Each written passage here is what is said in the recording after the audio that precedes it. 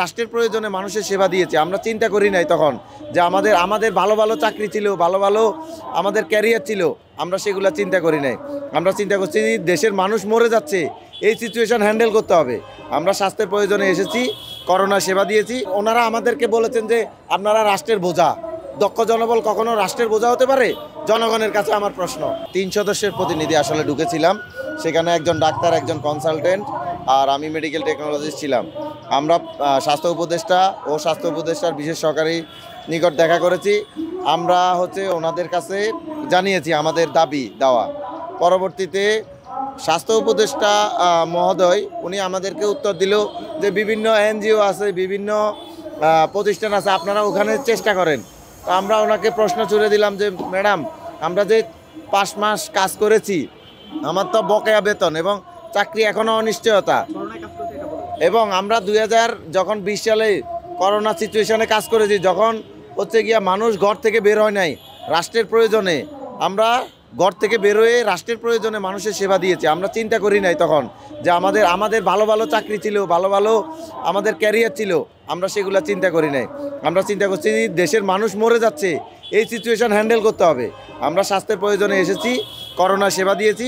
বর্তমানে নতুন ভেরিয়েন্ট এসেছে, দেখা দিয়েছে নতুন ভেরিয়েন্টে পিসিআর ল্যাব, মানুষ টেস্ট করতে পারতেছে না, মানুষ আইসিইউ সেবা পাচ্ছে না। এই আমাদের ইআরপিপি প্রকল্প বা আমাদের এই জরুরি জনবল যে 1004 জন, এই জনবল কিন্তু কন্টিনিউ সেবা দিয়ে যাচ্ছে।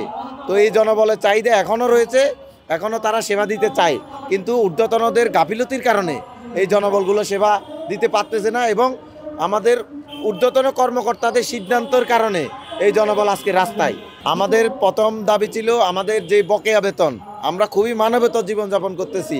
আমাদের এখানে আয়া, ওয়ার্ড বয়, ক্লিনার, আপনারা জানেন খুবই নিম্ন শ্রেণীর যারা, এবং ডাক্তাররা আছে, lab consultant, medical technologist, nurse, সবাই মানবেতর জীবনযাপন করতেছে। তো আমরা বলেছি যে আপনারা আমাদের বকেয়া বেতন নিয়ে কি করছেন? বলেছে এখনও আমরা কোনো কিছু করতে পারিনি। দ্বিতীয় আমাদের দাবি ছিল যে আমাদের পুনর্বহাল, যে আমাদেরকে আপনাদের তো জনবল লাগবে, এটা শিওর। তো ওনারা উত্তর দিয়েছে যে আমরা আপনাদেরকে নিতে পারবো না, আপনারা চাকরি খুঁজেন, অন্য জায়গায় দেখেন। কিন্তু আমার প্রশ্ন হলো, আপনি যদি আমাদেরকে না নেন, আপনি অদক্ষ জনবল নেন, রাষ্ট্রের টাকা লস হবে। যেখানে অদক্ষ জনবল কখনো কি রাষ্ট্রকে সঠিক সেবা দিতে পারে?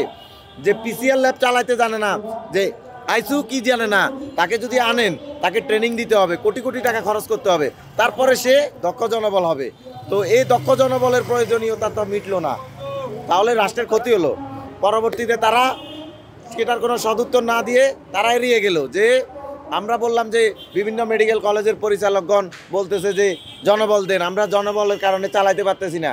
কিন্তু ওনাদের মতো পরিচালকরা যা দিবে, একটা পরিচালক চাইলে তার আত্মীয় স্বজনকে সেখানে প্রবেশ করিয়ে দিতে পারে। আমাদের কোনো সমাধান তিনি দিতে পারেননি। উল্টো তিনি বলেছেন এনজিও থেকে লোন নেন। উল্টো ওনারা আমাদেরকে বলেছেন যে আপনারা রাষ্ট্রের বোঝা।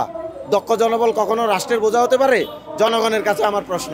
এটা বলেছে আমাদের বিশেষ সহকারী, স্বাস্থ্য উপদেষ্টা মহোদয়ের বিশেষ সহকারী সাইদুর রহমান স্যার। তিনি আমাদেরকে বলেছেন, আমরা বলেছি স্যার আমরা তো দক্ষ পরিণত হয়েছি, আমরা এতদিন সেবা দিয়েছি, রাষ্ট্রের কাজ করছি, আমরা তো দক্ষ জনবলে পরিণত হয়েছি।